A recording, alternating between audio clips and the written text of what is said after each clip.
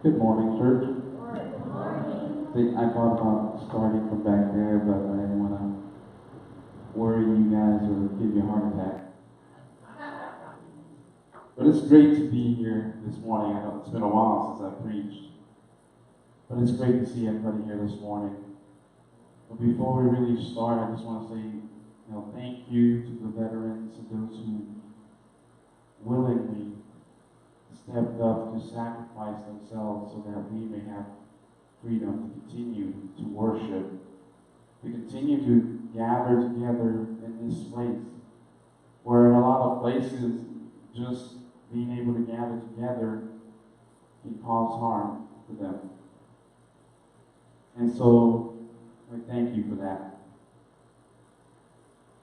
Let's take this opportunity to bow our heads and pray before we begin. Heavenly Father, we thank you for everything that you've done for us.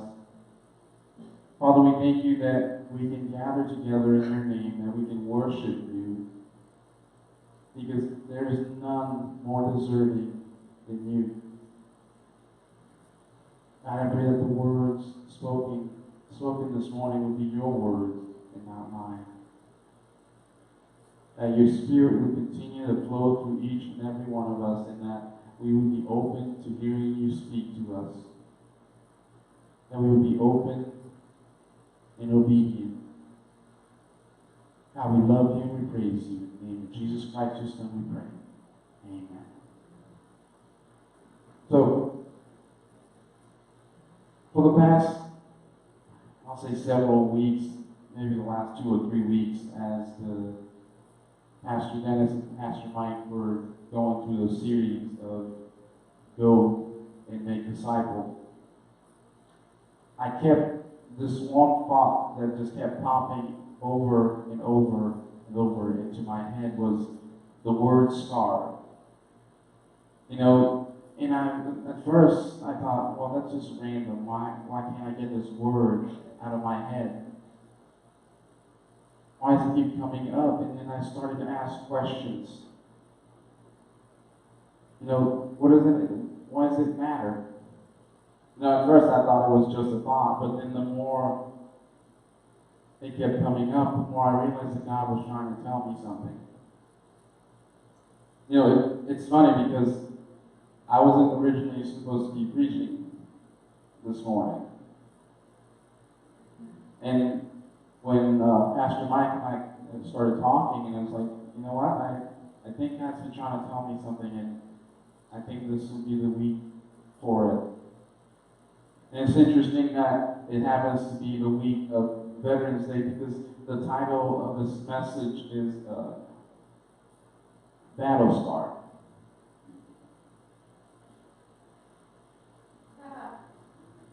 Thank you for that. I wasn't sure how many people would get that. It's hard to see that in this week. But I just could not get those words out of my head. We've all been hurt. We've all been wounded. And we've all experienced things that, in one way or another, have affected our relationship, whether it be with people or maybe with Christ. And sometimes those wounds can either draw us closer to God, or they can pull us away from where He wants us to be.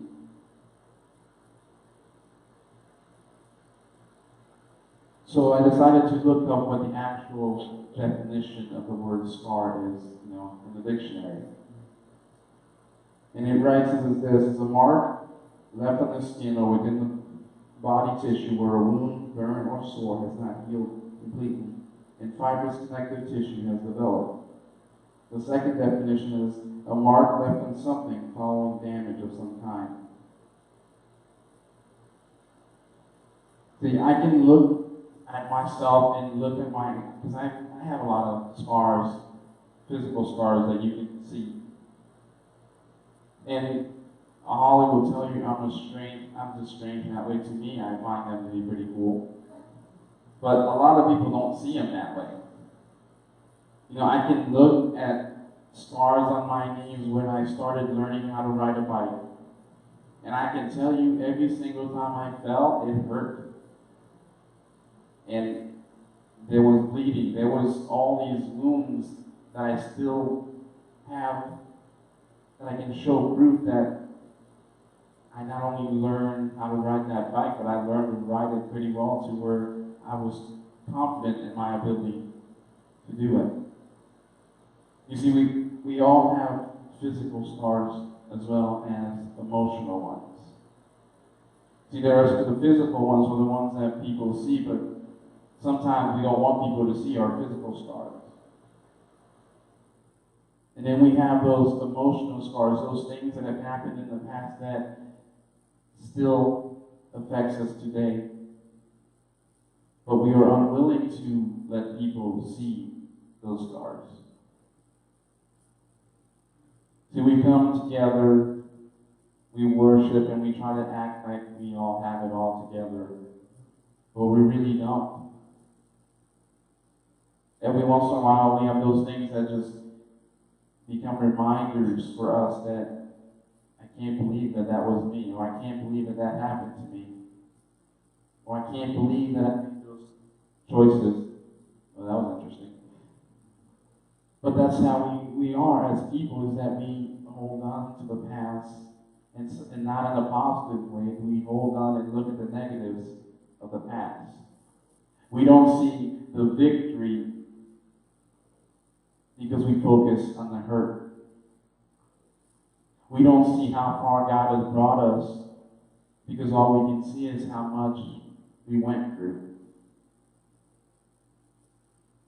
See, when we come before God with wounds, with hurts and scars, He takes all those things and He starts to work in us, and He starts to heal us.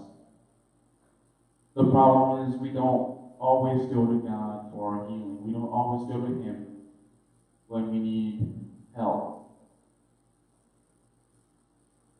And so, I don't have points, but as I read and wrote this message more, that I wrote about it, is I just had questions.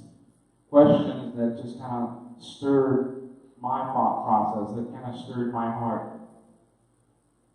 And I hope that it will do the same thing for you. See, I decided to look up some non-physical examples of ways, people hurt. There's moving homes often, which I thought was interesting considering I've moved multiple times. But to a child, moving home often, starting new, leaving their friends behind, that's a big deal. And then growing up without a loving home. That's another one of the examples. Never being allowed to express yourself and your emotion. Not having someone to talk to or confide in. Not having any good role models. And I can see how each of those things can leave a scar in the lives of somebody. And as we've been doing this LEAP program, we've learned a lot about some of these kids. We've learned a little bit about what home life is like, or what's going on in their families.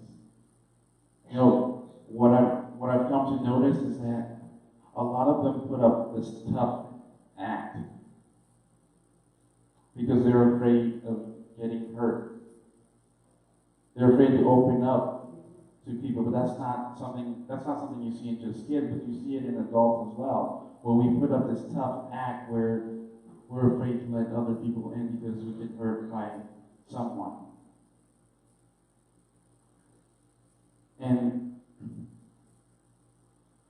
I think it was about a week or so ago where one of the girls in our program came in. She had gotten her hair cut, and if you see it, it's so easy to look at something and say, why would you do that?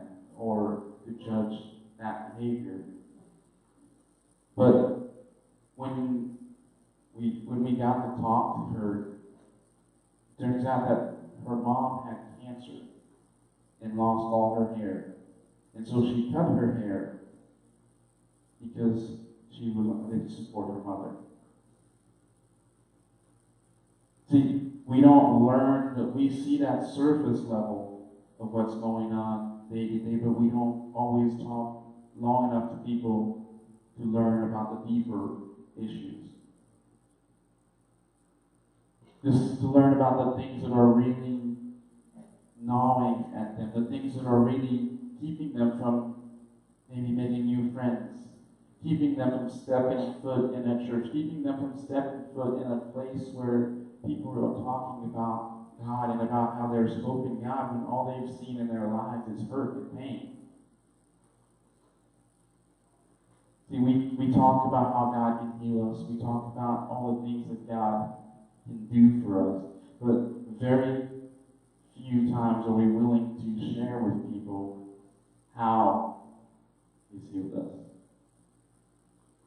See, we can tell people that God is great, that God is a healer, God can do all these things, He can provide.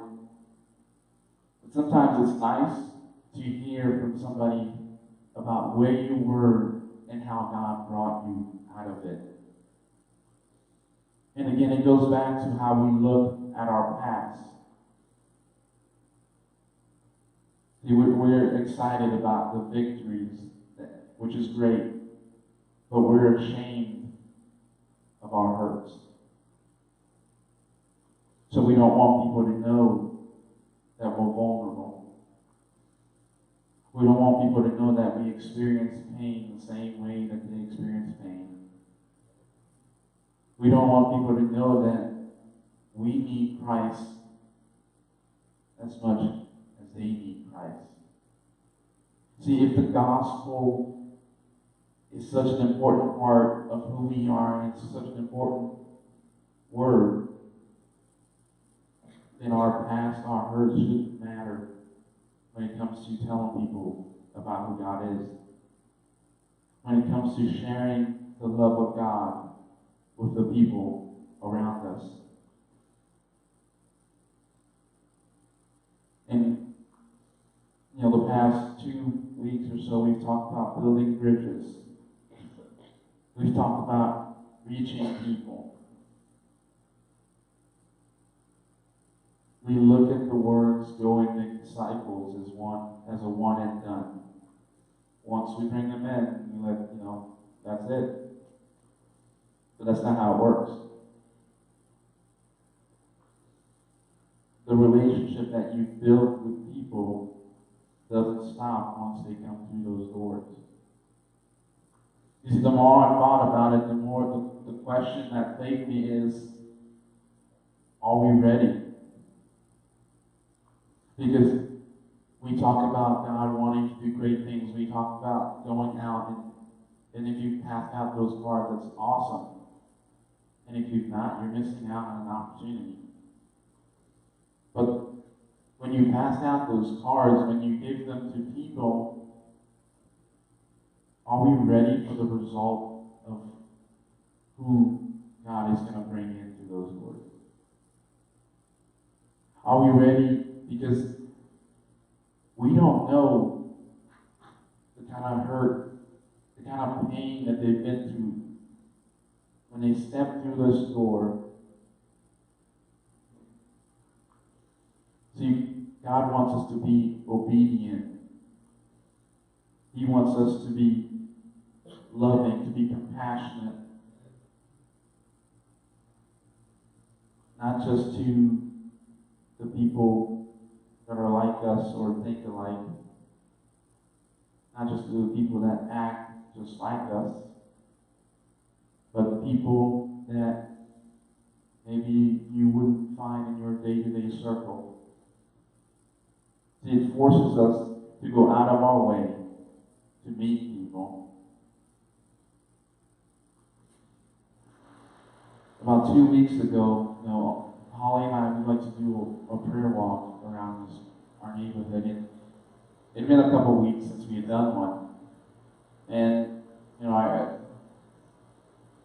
I was still here in the children's service, and I messaged her and I said, hey, we haven't done our walk in a while. We need to do that as soon as this is done today.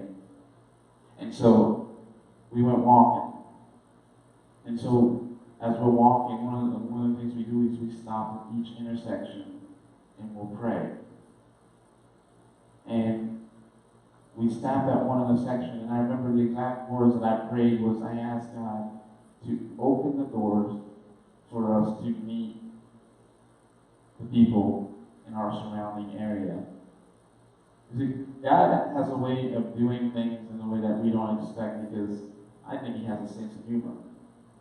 And literally, the next couple houses down, as we're walking, there was a neighbor with his wife and 2 kids just hanging out outside, and he just started talking to us.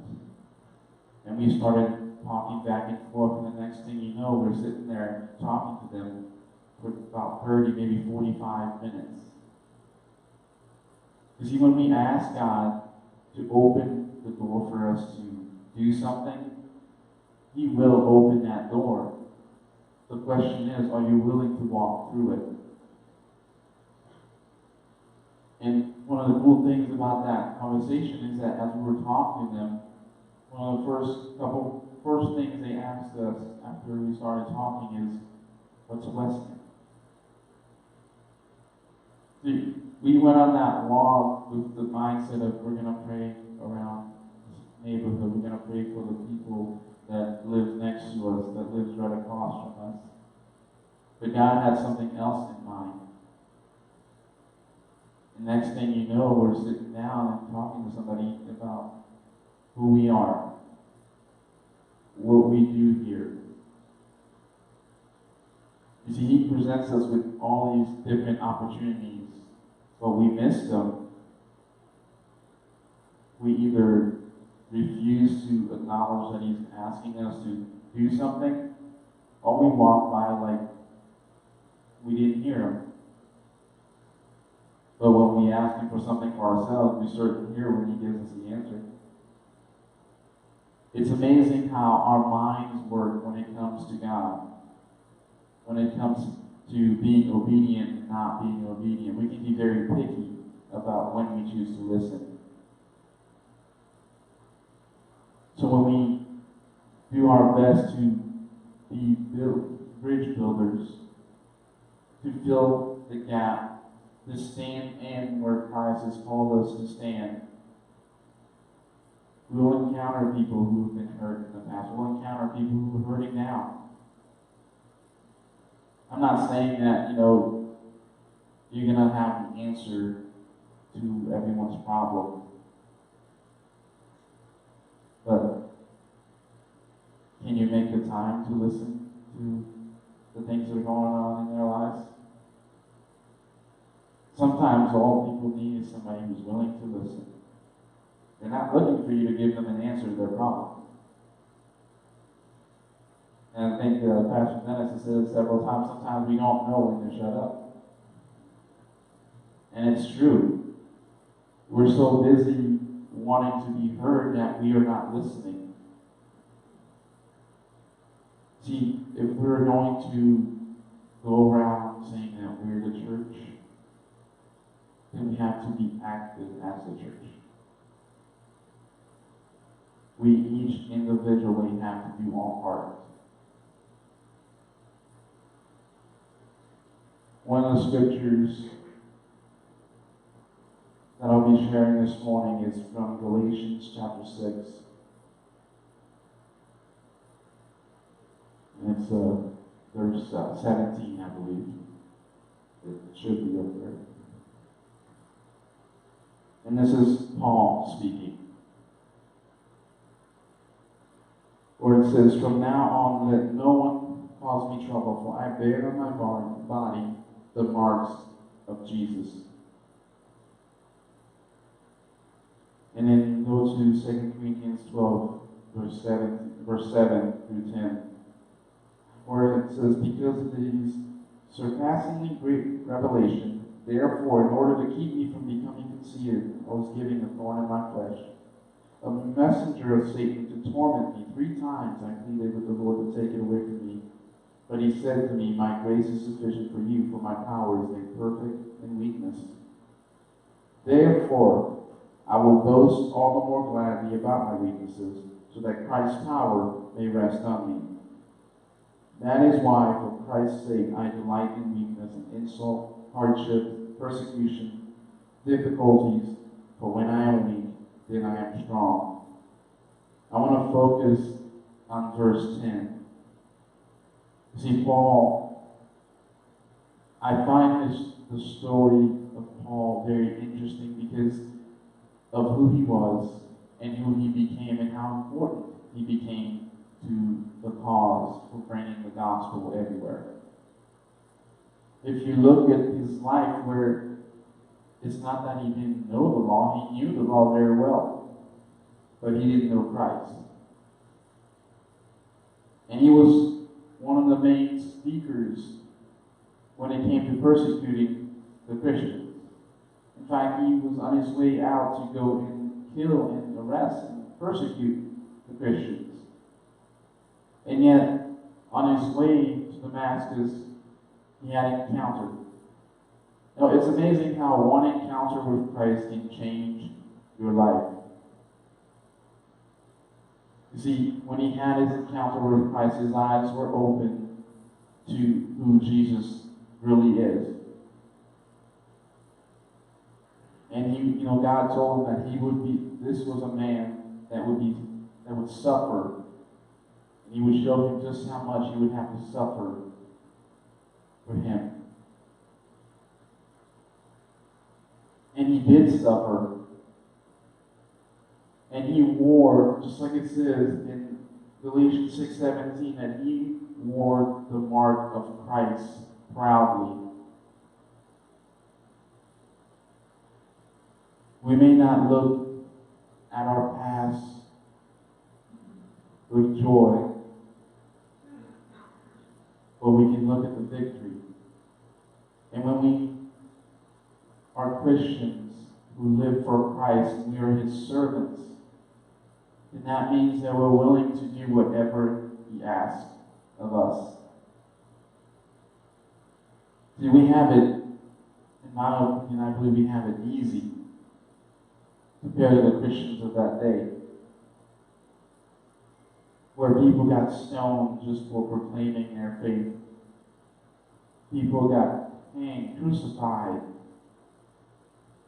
People who willingly died because they knew that Jesus is the only way.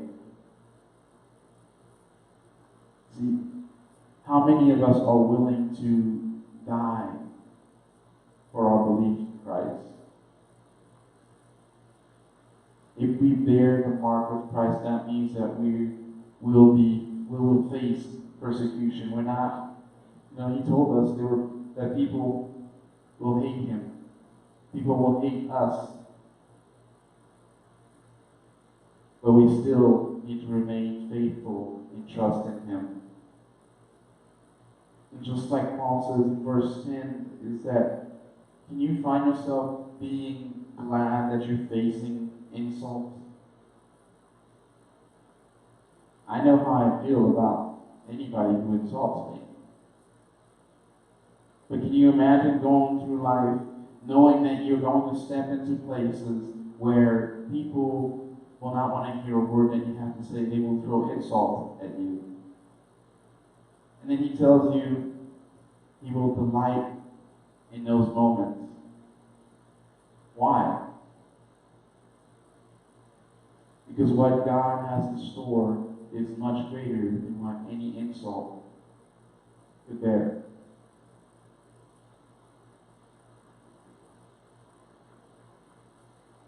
To be persecuted, to experience hardships. Again, the sufferings that we've experienced are nothing in comparison to Jesus dying on the cross for us, crucified.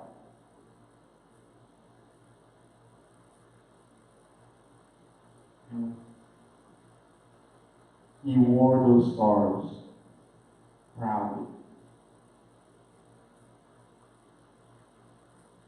Are you willing to bear your scars proudly for the cause of Christ? Because life is not always going to be easy. The things that we go through are not always going to be easy. But if we walk through them with Christ, then we can be proud knowing that He will get us through them. See, when Jesus rose again from the grave and He showed up to the disciples and Thomas was doubting, He could have easily, not respond to the need for Him because He wanted to see the proof that they were scars. And Jesus willingly opened His hand and showed him the scars in His hand, and He took the nails for each and every single one of us. And I'm not just talking about just the people in this room. And He took the nails for each and every single person inside and outside these walls.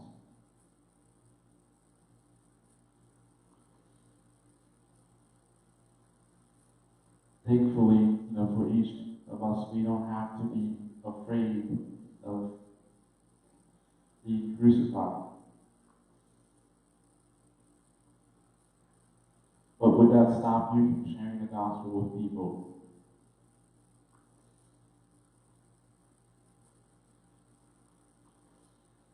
It makes me wonder why, if we know who God is, if we know the truth of who He is, why don't people want to step foot in church? You'll hear all sorts of reasons. There are plenty of people who will tell you they've been hurt by the church.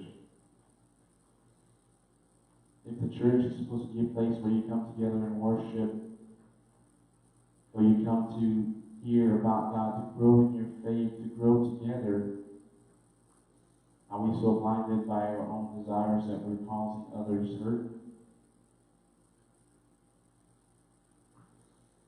How can we call ourselves a church if instead of bringing Christ to people, we're pushing them away from Christ? See, Jesus came to save and to heal.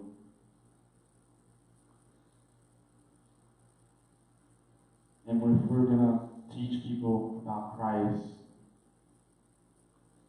then we have to teach them about who He is.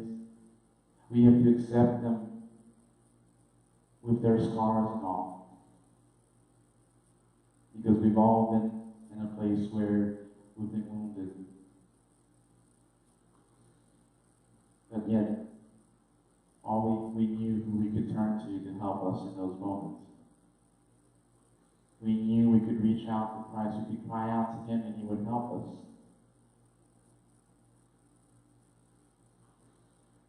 There are plenty of people who come seeking that same thing but don't find it. So instead they look for it in different ways. Drugs, alcohol, whatever it may be. They look for ways to fill that hole that only Christ can fill.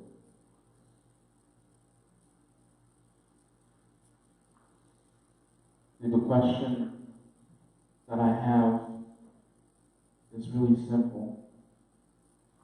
Are you willing to suffer for the cause of Christ? Are you willing to bear the mark of Christ as His servant? That's what we are. We are called to be His disciples, to go and make disciples. That means we'll go, we'll tell people about Christ. Some people will say, will be willing to listen. Some people will reject you. But they're not rejecting you. They're rejecting God. But we have to take the first step to be willing and to be obedient to respond to the calling that He has placed on each and every single one of us. See, the calling to go is not just for us as leaders in the church. It's for each individual in the church that calls themselves followers of Christ.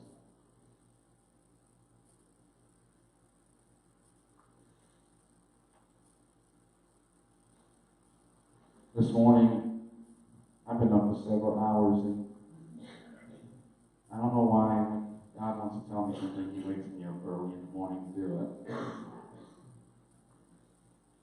But I was listening to this song, and I just could not get the words out of my head. And I remember I listened to it over and over again before I even stepped foot in this building this morning. And it says, bring your worries, grief and pain, every cause you have to shame, and lay it all down. There's nothing left to do when your cares have buried you. Lay it all down at the feet of Jesus. In this verse 2 and verse 3, what really connected is, it says, carried on, but your heart was tired.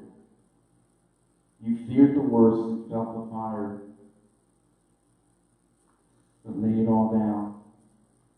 Filled with all these anxious thoughts, all your doubts became your God. Lay it all down at the feet of Jesus. When we've given up on better days, there are memories we can erase. Just lay it all down. We've come to fear what we can't explain, and there's nothing here that can ease the pain. Lay it all down. You see, sometimes the memories, the pains, all these things, they just come back up when you don't want them to. And they start to bring you down. You have the option of letting it bring you down or to lay it down at Jesus' feet.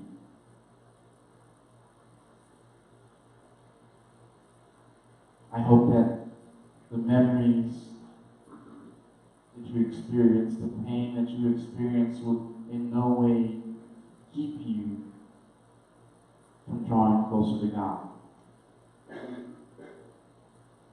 And if you've never experienced that encounter with Christ, if you don't know what it's like to lay it all down,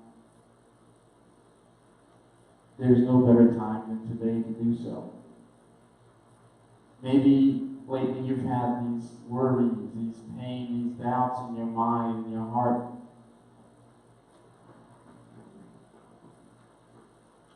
I pray that you would take the time to lay it all down before Him. So the altars are open for anyone who wants to come up and pray. If you believe that God can take care of you, take care of your worries, take care of your pain, if you're willing to trust Him and lay it all down. Let's pray. Heavenly Father, thank you. Thank you that we can come before you with all our worries, with all our burdens, that we don't have to be afraid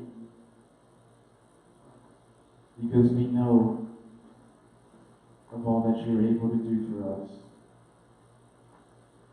And Father, as we continue in our time of worship, I pray that we would all lift our voices one,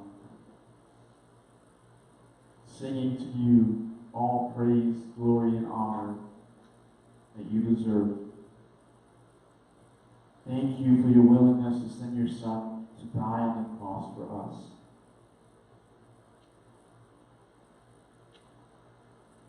Lord, I pray that we would not hesitate to lay our worries down before you. I will give you all praise, all glory, and honor. In the name of Jesus Christ, your Son, we pray. Amen.